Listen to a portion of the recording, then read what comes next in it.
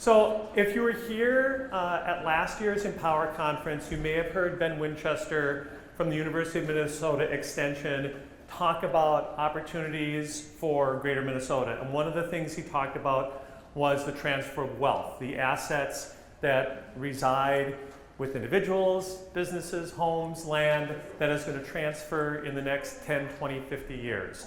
So we've had access to this data for about a year now, trying to figure out kind of how to best leverage it. Community giving, working in collaboration with University of Minnesota Extension and some of our other partners in the community field space, assembled a pool of money to find some of the smartest people that we know, and we found the actual smartest people that we could find to help us think about it. These are the folks from AmplifyDMC, Allan, Martinez, Venegas, and Katy, Sullivan, and they are going to walk you through this absolutely fantastic opportunity, and I believe this is an interactive exercise as well. So, all right, Katy, yeah. Allan, take it away. Well, thank you, Dominic, and Dominic's on our sponsor advisory committee, so if you don't like the direction we're taking this, you know, you can take it up with him. No, so we want to help you answer the question today. How prepared are you, your organization, your community partners, and the community at large ready to tap into the transfer of wealth that is happening? And so before we get into that, we've been in a couple of sessions this morning. We have a habit at Amplify of doing this type of check-in. We like people to, because it's going to be interactive, we got to warm you up. And so turn to the person next to you, take a look at our springtime friends here. Where are you at this moment? Where are you emotionally, energetically? You don't have to tell me, you can just tell the person at your table, but take 30 seconds to take in our, you know, where's your head at the moment? They would take one or two to show. Yeah. That was fast.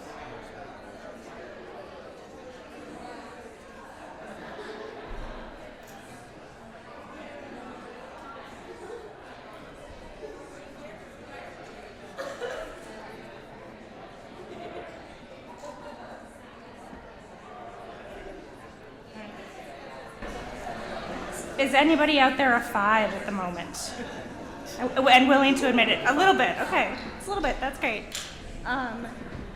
You know, as you can see, it just brings a little bit of energy into the room and gets you talking to your neighbors. So that's one of the things that you'll see throughout our session and our conversation, because this is really a work in progress. We're kind of letting you behind the scenes midway through our project, and we'll talk a little bit more about our project and where we are as we go through it. So what we're going to do today is provide an overview of the project so far, share a framework that we've developed based on the interviews and insights that we have been doing over the last couple of months, and then really invite you to be part of the project going forward, whether that's sharing your own experiences with us individually or testing some of the tools that we will be developing over the next couple of months before they're officially launched and available broadly. So part 1, we're going to talk about insights from interviews that we've had. We're going to go through the readiness framework and get back to those opportunities to be involved. All right, Dominic set this up really nicely for us. So why are we here? What are we doing? Coming out of the Extension's presentation last year on the transfer of wealth, maybe many of you in the room were like, okay, that's some really interesting data. What do we do with it? And so this group came together and was like, we can hire some people to really assess what the opportunity is and put messaging in a toolkit together. And that's what we've been hired to do. And so here's our team on this project. And just a little background briefly on AmplifyDMC. So we are based in St. Paul. We primarily work with nonprofit organizations across the state of Minnesota. The DMC stands for Development, Management, and Communications. So we work with nonprofits on grant seeking, on prospecting, on their individual giving, on operations and governance, and on communications, how they show up in community and with their partners. This team is working on the project over 6 months, and let's talk about that. So we started on February 1st. We're using a human-centered design process because you all know more about these conversations than we do. You're having them in community, you're part of community, and the wisdom and the answers exist in the room. And so one of the things that this process allows us to do is really connect with you and what you've already experienced and what barriers you're seeing to being successful in these conversations today. So it's a 5-day process, and Allan's going to talk a little bit more about that. Yeah. Hi, everybody. Good to see you all in the room. So, yeah, human-centered design means exactly that. That it's not the 5 or 6 of us in a room trying to come up with this. It's actually leveraging the collective expertise of the people in the space across Minnesota to be able to come up with the right messaging, toolkit, and tools, right? So we start with this idea of framing, which is what are we really trying to accomplish? And that's some of the early conversations that we had with Dominic and colleagues at the St. Paul Minnesota Foundation, MCF, and many different others, right? And who is this for, and why does this matter? Then we get into discovery, which is the process that we have been in. We'll talk about more about that in a moment. But that is, let's go out and talk to people all across Minnesota to get a variety of perspectives. We'll touch on who have we spoken with, but it includes professional advisors, it includes foundations, nonprofits, donors as well, to really gather those collective insights and expertise from the people who are already doing this work day in and day out. Then we get into ideation, and that is, okay, based on what we have learned, how we're going to come up with something that is easy to use. That's really the main goal, right? That is usable for everybody, that is not covered in jargon or overly complex toolkits or anything like that. But that is, one of the phrases we have heard is, turnkey, plug and play, that is good to go for people in this room and others beyond. Then we'll do a little bit of validation. So in human-centered design, a very important part of the mindset is that we don't come up with something perfect off the bat, right? But that we come up with something that is good enough to show somebody else is the phrase that we use. So that might be Dominic, that might be others. And we want to validate, because if we say this is it, it might not work for you. So in that validation stage, that's one of the opportunities for you to get involved is, let me try this, and then I'll let you know what is working, what isn't, how did I tweak the tools that you provided to make them into something that works better for me. So lots of opportunities to be involved there. And finally, we'll go into implementation. So we will implement a toolkit that has been tested, validated, improved, iterated on by hopefully many of you in this room and across Minnesota as well. When we think about this, we're going to go with the clicker, one more. Yeah, so there's a lot of things that happen in there. So we already produced this big research guide that clarifies a lot of the roles that are in there. We have produced now an insights report. You will see some of that today. But really we're getting, next up, one more. We're really getting into that transition between the discovery, so all the insights and conversations that we have had, into turning that into ideas. So you are like right in the middle, right in the transition point of those two. And that's what you will see today is not a prescription, it's not an exact recipe of what to do. It's more of, this is where we are right now. What do you think? What of this resonates with you? What of this is entirely new? What of this you have tried and didn't work? That's where we are right now to try to get that feedback and share some of the ways in which we're framing this discussion, so you can also take it to your colleagues and your communities beyond this room in here. So yeah, so that's the process of what we mean with human-centered design. We look for the right mix of creativity with also that applied social science, scientific rigor in qualitative research to make sure that this is valid for all of us. So yeah, back to Katy.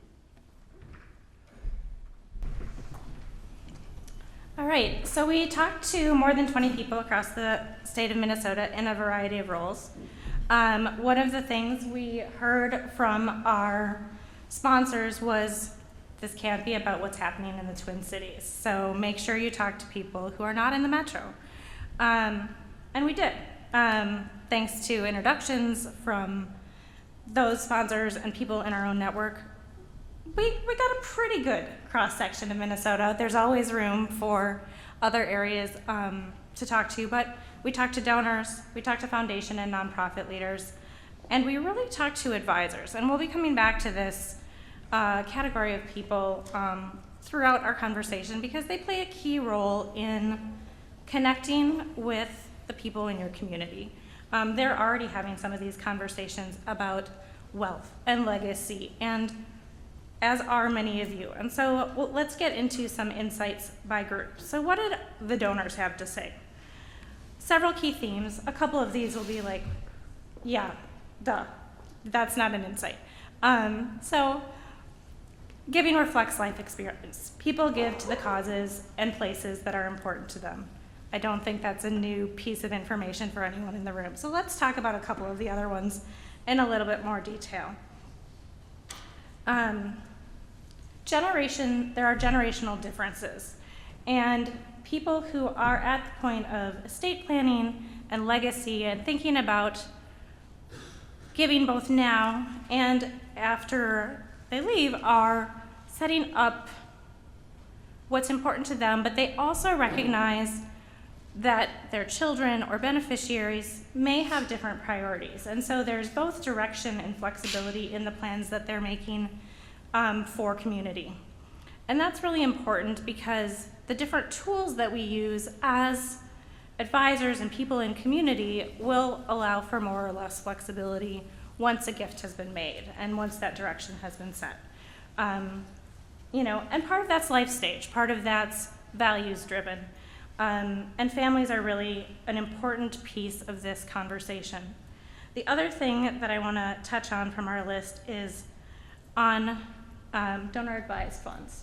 So our colleagues at MCN talked about this a little bit. My new go-to phrase is donor advised funds are the default. They're what are familiar to people. They're easy. National players have made that easy. And we're not convinced, our primary work is with nonprofits across Minnesota to help them strengthen their communities. We're not convinced that money is getting back to communities effectively. We would also like to see it with you, as I think our sponsors would like to see it with community foundations. And so how do we have conversations about why a donor advised fund or unrestricted giving at the community foundation level is a better opportunity to strengthen your community during these transitions? And so that's a big piece of what that conversation with donors and donor understanding and education is through this process. I'm going to move ahead to advisor insights on giving. So again, advisors are having a lot of these conversations already. And one of the things that came up in our conversations with advisors, Rick is an advisor. He's been an advisor for a long time. He's an independent advisor.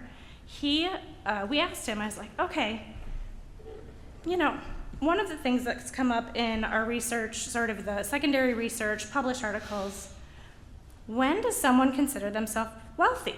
He's like, none of my clients consider themselves wealthy. If they have $2 million in assets, the person who has $4 million in assets is the person who's wealthy. The person who has 4 thinks the person who has 8 is wealthy, but not them.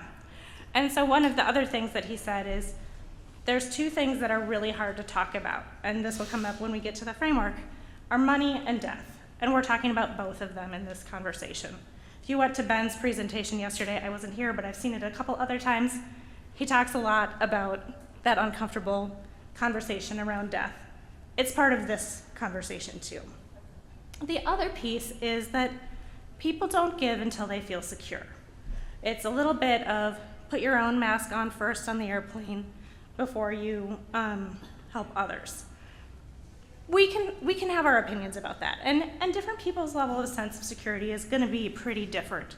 But it's something to keep in mind as you're having conversations of, do people feel secure in their financial future for themselves and their heirs, children, community, whatever that may be. And so they're not going to give until they know that. Even if they have enough squirreled away to cover 17 lifetimes of the life they're currently living, there's still this risk aversion, and that's a lot based on life experience. One quote I just want to go back to is the scarcity mindset. How do you have the conversation with a person who has been successful, who has something to give back?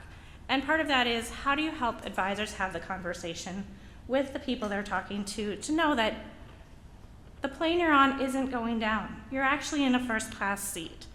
You're going to get to your destination in comfort, and let's take care of the rest of the plane. Lastly, I want to get to, what did people in the sector have to say? So insights from foundation and nonprofit professionals.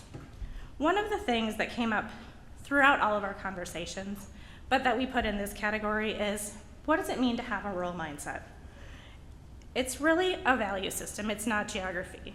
We heard over and over again, whether it was from advisors or people at community foundations, it's a piece of identity, often associated with where you grew up. So there could be someone who lives in downtown Minneapolis in a condo who grew up in Owatonna or outside Owatonna and is like, no, I'm a rural person, but I've lived in this condo for 20 years. But that's where their connection and their identity comes from. So when we're talking about localism and giving back to communities and investing in through community foundations and community organizations, tapping into that connection to what feels like home, what feels important and formative to them, is a really big piece of the picture and messaging. And then finally, knowledge, trust, and generosity. People in our state, as Carrie and Inoko and Dr. Jolly said, are generous. They want to invest in their community. They see the value of the infrastructure we've created as a state. They know that we have strong community institutions, and those don't happen by accident. But they need to know how to give. They need to know that there's opportunities. And they need to know that it's not just about an investment portfolio or a cash gift or a bequest, that there are other avenues and other sources of wealth. And that's really what Ben and his team have identified at the extension with their transfer of wealth analyses, are that there are these other great sources of wealth, particularly throughout the state, in local businesses, in land, and non-traditional forms of wealth that can be more challenging for organizations to access. All right, you're on with the clicker while I go pass out things. All right, so lots of insights there, and you see we skipped through a lot of slides, and Dominic and the group, they had to go to 3 hours of this with us last week. We're just really exploring what this all really means, right? Jill and Katina are in the group here as well. So if you're interested in the data, let us know, reach out. It's all, we want to share it with you. We want to see how you resonate with all of it. But the idea is, what does it all mean? So we spent all this time having conversations, taking busy foundation executive directors, into conversations with us.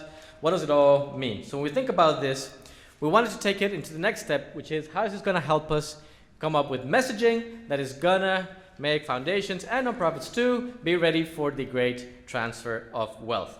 So through all of this, we identified a framework. For now, we're calling it the Transfer of Wealth Readiness Framework. We're workshopping the name too. If you have suggestions, we'll take those. And we have identified 5 key areas. So this part is we're going to make it very interactive. There's some worksheets that are being passed around. We want to work with you to see how ready is your organization or another organization that you know well for the great transfer of wealth. These categories are based on the insights that we briefly shared with all of you. Fun fact, there's some color pencils being passed around as well. We ask you to use those. So as that happens, there are 5 key areas that we believe will help determine an organization's readiness for the great transfer of wealth. We'll go into each of them in detail, but the first one is relationships with advisors. To what extent do you have a mature, well-developed, well-established relationship with professional advisors? So this could be financial advisors, could also be state attorneys, could be others that are, depending on how you want to phrase it, either the gatekeepers or the bridge to people's wealth. We found both in our conversations with donors, actually all of those 3 groups, that financial advisors and other advisors play a key role in determining whether somebody is financially safe to give and who they're going to give to as well. So they play a really big role. We'll talk about that in a moment. Number 2, to what extent are you fostering a culture of abundance? So we hear Ben and the group talk a lot about this, which is, rural America isn't dying. It's not a place of scarcity. There's a lot of wealth, there's a lot of opportunity, there's a lot of things that are happening. How do we change that narrative? And how do we give and create this message that you're giving into a place that's thriving, not into a sinking ship, which is the big messaging there. Number 3, how ready are you to take diverse gifts? So we know that cash, which is often what nonprofits and foundations to some extent too are looking for, is actually a very small portion of the wealth. Most of it is in non-liquid assets like land and stocks and many others, equipment that can be useful there. And then number 4 is, can you have relational engagements with people? This means, Rick said, hardest things for Minnesotans to talk about are money and death. So if you approach these conversations from a purely transactional perspective, it's going to be pretty hard to get people on board. So how can you have relational human engagements about this? And lastly is the verifiable impact. Are you a place where my gift will make a lasting difference? Yeah, so both of those words are important. So let's get into each of them. So you have a worksheet. Let me see if I get this one correctly. You have something that looks like this. You also hopefully have some pencils in there to color with. So we'll start with the first one, right? So what we'll ask you to do is if you think your organization, the one you're thinking about, is low, maybe you color just the first bar in there. If you think you're pretty high in that space, you're going to color the very high one. And we're going to have some conversations about this. Everybody got a worksheet? Let me see some in there flying around. Okay, wave it. Perfect. Thank you. All right. So you have some. If you don't, wave your hand. Hopefully we have enough for everybody. Otherwise, we might have to share. That's okay. So number 1, relationship with advisors, right? So this matters because financial advisors, estate planners are essential bridges between donors and philanthropic organizations. So you think about that scarcity mindset. They're the ones who tell somebody, yes, you are ready to give. You can give and you will be fine and your children will be fine and maybe your grandchildren will be fine too. So to help with your coloring and own assessment, high readiness means that you have a well-established, trust-based relationship with advisors who regularly refer clients to you. That will be your bar there is super, super full. You have clear pathways. Somebody here in this room has a news and brews with advisors every month. Maybe you have a dedicated newsletter, for advisors, right? Maybe you're pretty well. Or maybe there's something that I have 1 or 2 that occasionally work with me, but I need to work on that. So take a moment there, share it with the people in your table, and say, sure, where do you think you are? We're being a little bit vulnerable here. We're all different stages. Some of us will be fuller in some areas and lower in others. But take a moment to discuss with the person at your table, how do you think you stand in this particular aspect of readiness? And then we'll share with the group. How developed is your relationship with advisors? We're going to come back in about 5. Wrapping up your conversations in 4. Being very polite Minnesotans in 3. Coming back in 2. All right, in 1. Thank you. So part of why we're here is because we need your help. We want to develop this framework and find out what does it mean to be ready when it comes to this category.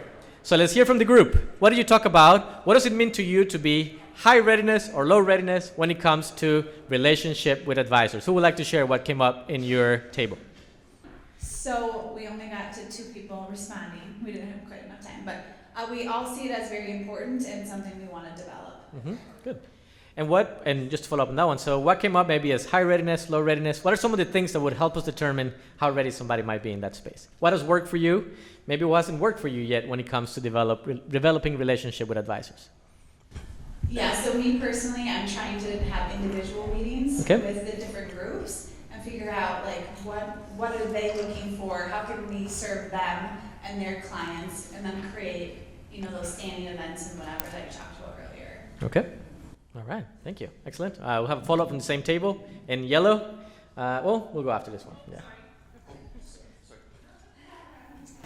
So we ranked this one pretty high for the St. Paul Minnesota Foundation. So we definitely have key dedicated staff working with professional advisors all the time. We gather them collectively, so sort of from the individual meetings to actually gathering folks together to have those, and we have dedicated newsletters and communications directly to that as a target audience. So treat them as one of our core clients generally. Excellent. Across all of our activities. That's a good mindset, right? So they're a core client too. So one thing, we had this conversation with Jeremy last week or 2 weeks ago, and one thing that we wanted to ask, and he wanted us to make sure we ask the staff too, is maybe what advice would you have for somebody who might be a little bit lower in the readiness framework? Where could we start? Because it could be so many things. Is it events? Is it newsletters? Is it one-on-one, coffee meetings? So what would be some advice perhaps from you all to other groups? I think certainly dedicating a lot of key staff to developing those relationships on the front one. So definitely start individual key meetings, and then I think getting to that space of treating them like your donors, like separately from like as a newsletter, separate from grantees, like really treating them as a target demographic and creating sort of key events and then other spaces that you would engage with that group specifically. All right, good. Because what we hear from this, right? So not everybody has a lot of staff you can dedicate to that. So perhaps one thing that we can take from that is, well, the starting point is how do you see them as a really important segment in your communications, right? So we're just at a marketing meeting in the other room.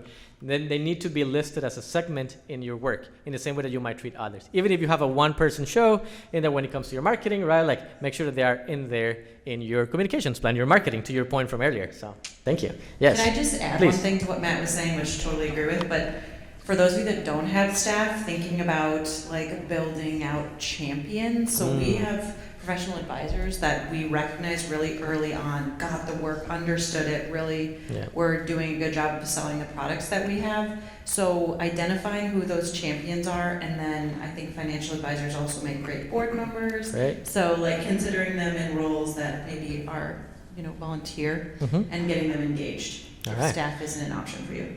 Thank you. All right, we'll take, one more over there.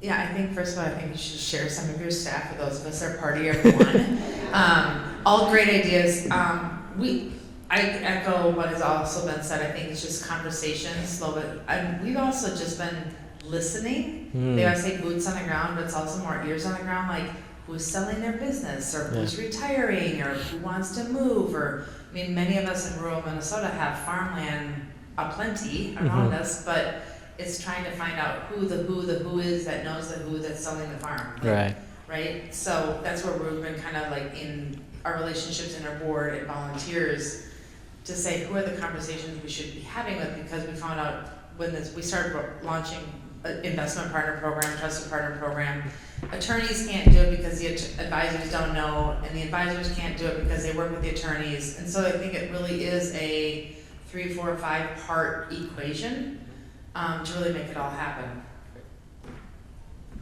And I think the other thing that we didn't touch on earlier with advisors is, just like with any other segment or audience, different advisors are more ready. So our friends from the St. Paul Foundation talked about this, or St. Paul Minnesota Foundation talked about this with, they engaged with people who were already primed to do the work. And I think that's going to be really true. So for a financial advisor who's early in their career, they're building their portfolio and they're not going to be as primed, and their client base isn't going to be as primed for this conversation. But someone who's established, maybe who's independent, who is philanthropically minded themselves, is going to be a better partner with you in these conversations. So knowing that it's not everyone is a really important, and especially if you have limited capacity, picking those people in the fields, whether they're attorneys, estate attorneys, financial planners, tax accountants who are helping with business transitions, finding those people who are already active in your community and primed to have those conversations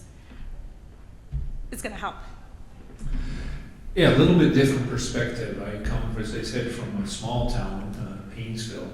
We've been quite successful in fundraising, but not through professional advisors. It's been through relationships, through board members. We know our friends and neighbors, people we've grown up with, have been successful, whether they're farmers or business owners, and people that live on Lake Cronus, we know they have come there seasonally.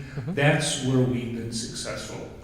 We've quite frankly, a couple of advisors are fine, but they're really early in their journey. So I bring this up because if you're looking at greater Minnesota, I think you have a wealth of advisors, in large urban areas. Not so much when you get out into the hinterlands, and then it's going to be a different approach. Maybe more through, if you even have staff, it's oftentimes the board members supporting our executive director in linking them with people of means to do that. So that's a different pathway I just wanted to highlight. Yeah, perfect, thank you. And actually we'll talk about that one in the next one, which is the counterbalance to the advisors as well. But yes, thank you. One more? So the issue I have, or the thought is, what is this relationship you're talking about? Because like with financial advisors, their issue is assets under management. They're afraid of losing fees. That's their interest, not their clients' philanthropic goals necessarily. So that's one thing. When you look at estate planners, attorneys, you're fighting against the billable hour because they care about how they get paid. So any thoughts on that? Because it's always been the elephant in the room in dealing with all these people. So talk about that. Perfect. Yes, great question, right? So we talked to a number of advisors and we explored that question. You know, what are your extrinsic motivations to doing this? What are your maybe intrinsic motivations to doing this, right? And some said this is like, well, my motivation is exactly that, assets under management, right, my portfolio, and if they're giving to philanthropy, might be money that doesn't go into the money that I'm advising, right? So absolutely, we heard that. So then we said, okay, so then a number of them that we spoke with still are very active in advising their clients to give to community foundations and other forms of philanthropy. So we found a number of things that help kind of unlock that. One of them, on the extrinsic side, they said, if my client asks about community foundations or philanthropy and I don't know, I'm gonna look pretty bad. Right? So they said, I need to know what you're all doing, because when somebody asks me and I don't know, that might be the end of my business with them. So many of them are extrinsically motivated to be knowledgeable, to know what vehicles, what forms of giving are there when a client does ask about charitable giving. So that's one way that we have found that is important for financial advisors. And then on the intrinsic side, some of them, and like Katy was saying, are the ones who are way more established, have a tendency for philanthropy already. They were saying is simply the right thing to do. And on the back to extrinsic in there, they say, one, when I encourage my clients to do this, even though they know might be against my immediate kind of money interest, they're going to see that I'm a good person. I'm looking after the interest more than I'm looking after my own, and it's going to come back threefold. He described it, for example, like somebody who does real estate. Say when somebody who's helping me buy a house takes me to a house that is way beyond my price, right? Because it was good for them, I'm probably not going to go back. But when that person allow me to get a house for a better price, even though it came at a cost to them, I'm going to refer them to others. So many of our advisors said, when I do good by my clients, even though I lost a little bit of money there, it's going to come back. The quote was threefold. They're going to refer me to others. I'm going to do good. And some of them simply said, it's the right thing to do. I grew up in this community too. I want to see the impact happening in here. And I think you, my client, can help have that different impact. So there's different people, but like Katy said, it won't be everybody. Especially those in earlier careers will not be ready for these conversations because of the issues you mentioned. Those who are more established, who see themselves as, who want to be knowledgeable regardless of their implications to their money, and who have a natural affinity to their community and to philanthropy, will actually be great supporters to your work in doing this. So yeah, thank you for bringing those thoughts. Gotta go to part 2. All right, so let's go to part 2 on that note. So you see lots of conversation here. We love it. That's exactly why we have this framework. So the next one here is fostering a culture of abundance. So this is to your point from now. So this is the flip side, right? So the financial advisors is very on the one-on-one. How do we go to the other mechanisms like gentleman over here shared? What else is there? So for this one, what we have found is when people share with us through their interviews is, are you creating a culture of abundance in which is fun, social, and easy to give?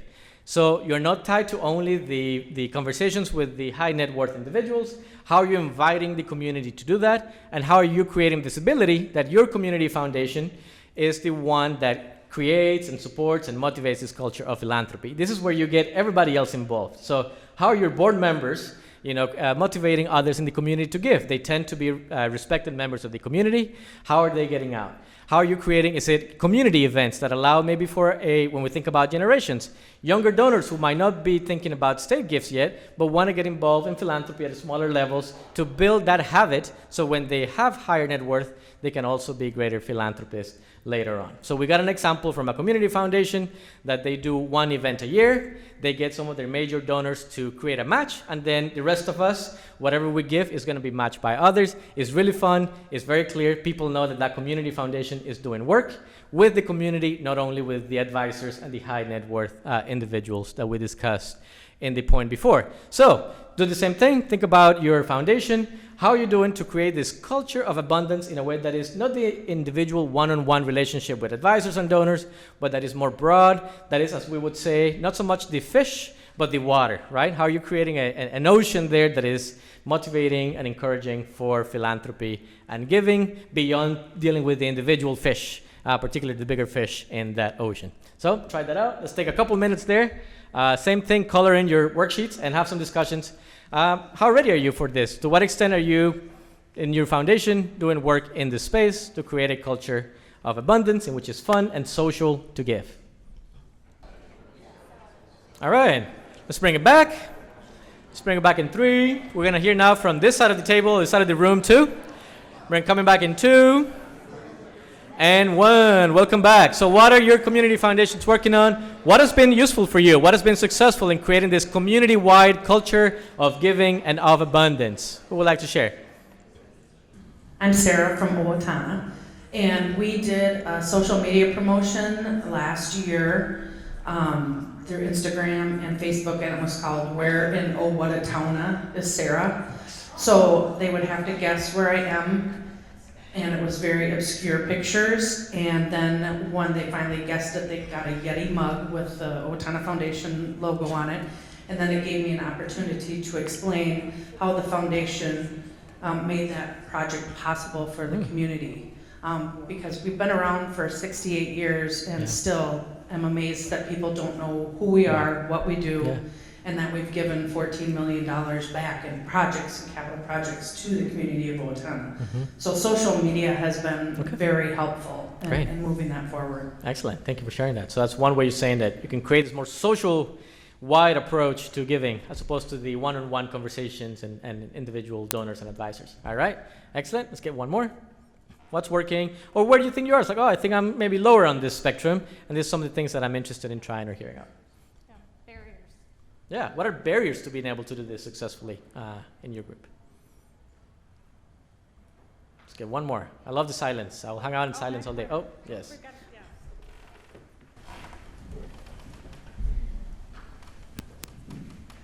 Well, one of the barriers I see is just overcoming this. We're being philanthropic for not just a project, not just a one-time thing, but for kind of this perpetuity idea. Yeah. And I think that's sort of that cultural challenge and barrier that I bet all of us have to overcome in our small communities. I like that. Yeah, thank you. So is it, are you given for now an immediate need? You want to have a lasting impact, right? Should it last a long time? And the other one that we hear with that dichotomy is are you giving to place or are you giving to cause, right? Do you give to your town, Owatonna, or are you giving to maybe to the shelter, and that happens to be in Owatonna? Which one comes first? That's one of those barriers as well. Thank you. Yes? Yes, so we represent 9 counties and part of White Earth, and with a smaller team, how do we get to all those communities? So last year, we hosted dinners in each county, inviting people who are charitable in their thinking to have a celebration around generosity. So that was a lovely step forward into bringing community into the work we're doing. Thank you. It's a great example of how can it be made more accessible for people to come and become philanthropists too, right? So thank you for that. Let's go on to the next one for time. Lots of things we could talk about. This one is, to what extent are you ready to accept diverse kinds of gifts, right? So we know that we like that cash that comes in, that supports the annual fund, that is unrestricted, but also, we also know that most of the wealth is in land, is in equipment, is in stocks, is in businesses as well, is in non-liquid assets. So high readiness in this case means you can take all kinds of gifts, right? Maybe mid-readiness is I can't take all kinds of gifts, but I know who will help me. Maybe, St. Paul, Minnesota Foundation, we talked about that with Jeremy, right? They can help you, maybe get some of those gifts. Low readiness is we will only take cash. And through this process, we heard a lot of things. People were giving gifts of grain, right, of equipment. It's like of a home that, needed a lot of work before it could be sold. So there's a lot of complex assets out there. How ready do you feel your organization might be in this space? We'll do about a minute in there. And for this one, you think about it as you go, but we're going to go right away into this one. What do you think for this? What can you do? Where do you think your organization stands in diverse gift acceptance readiness? All right, let's come back in about 5. We'll take some questions and comments in about 4. What does it mean to take diverse gifts? How ready are we? What can we do about that? 3, 2, and 1. So let's hear it. What do we think about this one? Is this difficult? Is it hard? Are we pretty ready? Is this new to us? Have you been thinking about this for a long time? What are some perspectives that can help us develop this framework a little bit further? Yes. I just think our collective conversation conversations went around, we kind of learn as we go. So if somebody wants to donate a certain type of gift, then, well, how do we do that? And then Right. we create processes in reaction to the gifts that people want to give, because we want to accept their generosity. But as Sarah said, you're not mobile homes, so we just, Okay, there are good. restrictions, but for the most part, if people want to give, we want to find a way for them to do that. All right. Okay, and that can be difficult, right? So let's get one more in here.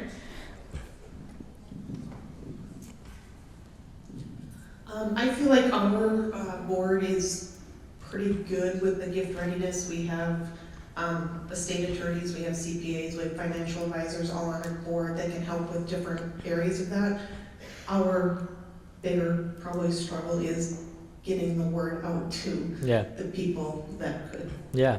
benefit from it. Thank you. Yeah, so we talked about earlier, sometimes, and this came up a lot, sometimes you just knowledge. That business, that stock, that land, it can be a gift too. It can go a long ways in supporting your community in the long term as well. All right, perfect. So there's more, but let's go on to the next one here. Oh, one more? Oh, perfect. Where?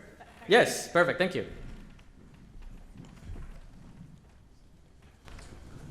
I think one of the things that has really worked for us to be able to accept diverse gifts is the willingness and being aware of who your donor is and the type of things that they're willing to gift. And not everything comes in a cash or a complex asset. It can be in the form of time, and that in itself is a gift. Thank you. So, Love that. I wanted to tap on that. Thank you. Yeah, so opening our minds to what is a gift from a donor and how they can get involved. Sometimes too, one gift might lead to the next, right? So it can be time, starts with time, then a bit of money, then maybe land and goes on. Thank you for that. All right, so we're building our framework. We're getting close to finding out how ready are we for the great transfer of wealth. Next one here is relational engagement. So this is what we found from all three groups that we spoke with, is talking about money and death is hard. So if you approach it as like, oh, you have a lot of money, we need that money, let's make some transactions, right? Might not be as effective as one that is based in trust, in long-term stewardship, in relationships, and getting to know your donor, like you just shared back there. So where are you in this? High readiness might mean, my staff, my team, my board members, right, my supporters are good at having these conversations in a way that starts with trust, not with the money, with the transaction. So low readiness might mean, we go straight to the ask, and maybe you get a small ask now, but that could have been in the way of a larger gift in the future. So let's hear from the group in there, color it. Where do you think you start with this? What works well when it comes to having relational, human, instead of transactional conversations when it comes to donors? What have you found successful? Or what would you like to say, I tried this and it didn't work, don't put it in your toolkit? Because remember, this is for us to get feedback so we can build this thing out with your input. What has worked for you? What hasn't worked so well for you? Let's come back in about 5. Ready to share some lessons in 4. People are starting to raise their hands so you can run around looking for microphones to give in 3. All right, coming back in 2 and 1. What have you tried? What works? What advice do you give us when we write messaging? So we can have relational human engagements with potential donors, not only transactional ones. What has worked for you? What should we consider?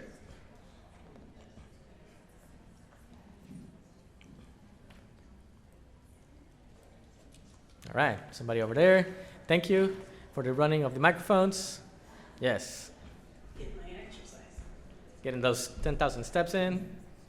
Most of these community foundations are small. Yep. And so kind of a hub and spoke model, going to our nonprofits and having relationships there because they have the relationships with their donors. Great. And I just think that makes the most sense. Good. So not only you got partners, right? Others who are involved, like the examples we heard earlier, to board members, right? Church members, many others who can have those relations already is an important move. Excellent. Do we have another one? Yeah, over here, making you run across. Nice, look at that, perfect. We at our table talked about too how like some of your major gifts will come in at death, and so you may go a whole lifetime with a donor without really having any significant gift, and so stewarding that, you're like rarely ever making asks. You're often like meeting and asking for advice or just getting to know, up to your first point around their giving matches their life expectancy and values. Right. And you want all of those to align. You may not see anything come from it for well over 40 years, but it's important just continue, even though it might not be hitting your fundraising metrics Right. that, like, you know, measure the number of meetings and the number of valuable conversations you have with folks, and know that that will pan out in the long run. Thank you. So yeah, and we heard that often from advisors, from donors. Sometimes the ask will come a little bit more organically when the relationship is there in the first place, and sometimes this gift will be a surprise. That's what we heard. That, like, I got a surprise gift at the very end. Yes. One of the things that has really worked for us so far is determining when you're truly going to be doing the ask as you continue to build these trust relationships, and being aware of the difficult times. And I think understanding and being aware of who you are as a person and being authentic to yourself, I think those are the things, the traits that have been forgotten nowadays, that some people could actually like you for just who you are, and you don't have to like throw in an unnecessary information, just show you who you are. Yeah. People do business with people they like, right? Is what we hear. And the same thing with foundations. If you like the person behind there, I might give because of that. We're still humans at the end of the day, not just foundation officers or donors or all these different labels that we have in our space. All right. Lots of the discussions. By the way, I'm seeing lots of color worksheets. Love to see that. Different levels in there. So find us later so we can talk about that. The last one is verifiable impact. So this one is, if I give a gift to you, will it last as long as I think it is important for me to last, right? So that's one. That means, will your group be around a long enough time for me to give this gift here? And then, are you the right group to make a difference? So how do I know that when I give to you, you know the needs of the community? It's one of the ways in which was described to us in many ways. And my money will make a difference with you in there.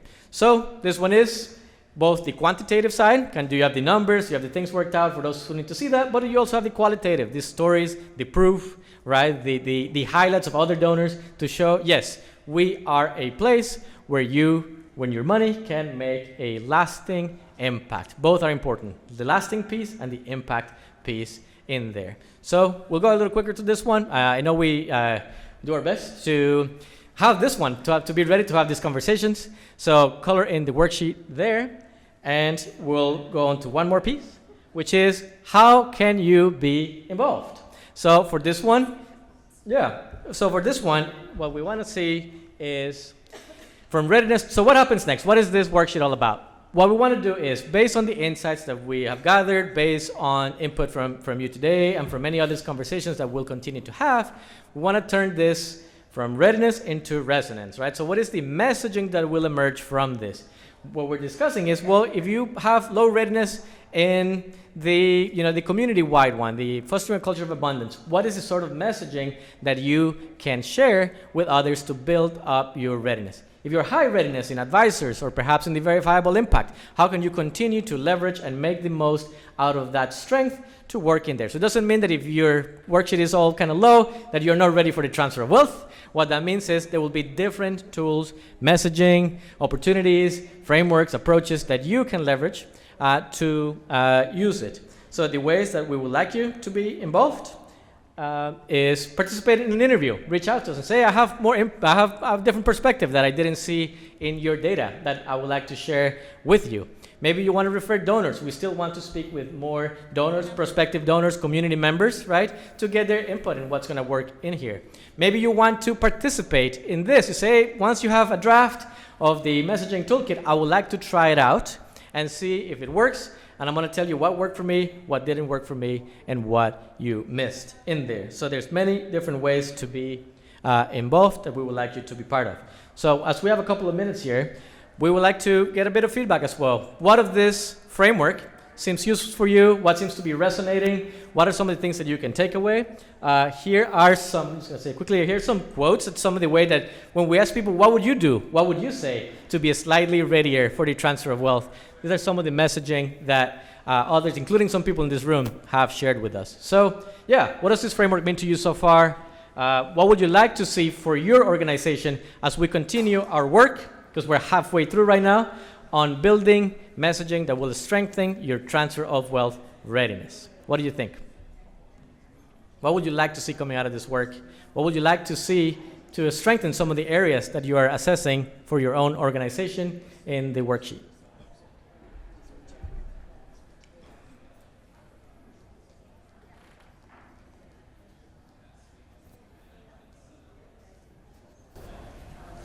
Yep.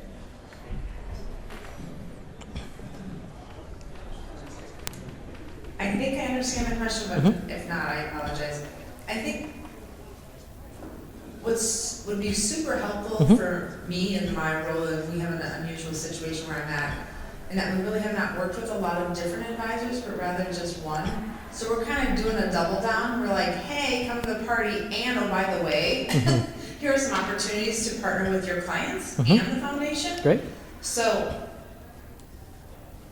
I'm all about keeping our work simple. Yes. So a very simple Good. line of pictures that say, you do this, we do this, end of story, community's great. I mean, that's a very difficult version, but the gist is working together, it's a win-win-win, right? And I think someone talked about the charitable intent and maybe not, but I also think that's why the attorneys come into play is because there's that tax event opportunity. If it's a large sale, they're gonna want possibly some capital loss on their beautiful capital gain. Yeah. So I think it's all of the pieces kind of mumbled together. Great. But it's hard to sit down and have a very succinct conversation because it's a very convoluted conversation. Thank you.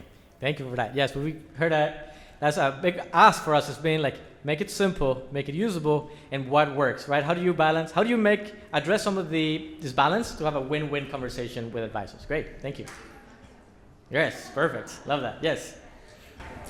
One of the things that I see, and I just personally, I think I'm dealing with this, so that's why it comes to mind. Great.